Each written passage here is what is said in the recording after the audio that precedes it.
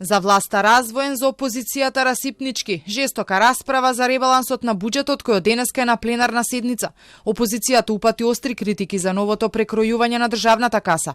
Велат земјата е банкротирана, пари за помош на граѓаните кои се на рап на екзистенција нема, а непродуктивното и расипничко трошење на владата ќе проложи. Имате пари за измислени проекти за трансформации на одредени јавни предпријатија, а пари за народот нема. Во такви околности нереално е да очекуваме ништо од оваа влада. Затоа соберете си куферите на време и да одиме на избори. Граѓаните нека одсудат дали во добра насока оди во економијата, дали во добра насока оди државата. Одговорот ви е не. Од власта пак уверуваат дека овој ребаланс бил неопходен за да се одговори на последиците од глобалните кризи. Тврдат повеќе пари ќе има за пензии, платино и за субвенции, а ќе се донесат и нови антикризни мерки.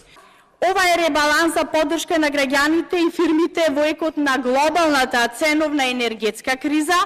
Со овој ребаланс, почитуван колега, се обезбедуваат нови дополнителни 76 милиони евра за мерки за заштита на стандардот на граѓаните и поддршка на фирмите.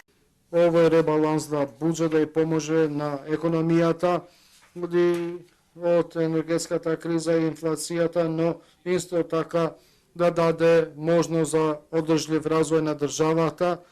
Со ребалансот трошењето ќе се зголеми за над 200 милиони евра, но ќе се соберат и 100 милиони евра плюс. Расходите се проектирани на 4,7 милијарди, а приходите на 4 милијарди евра.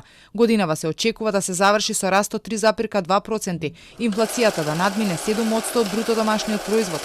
Дефицитот изнесува 700 милиони евра или нешто над 5% од БДП.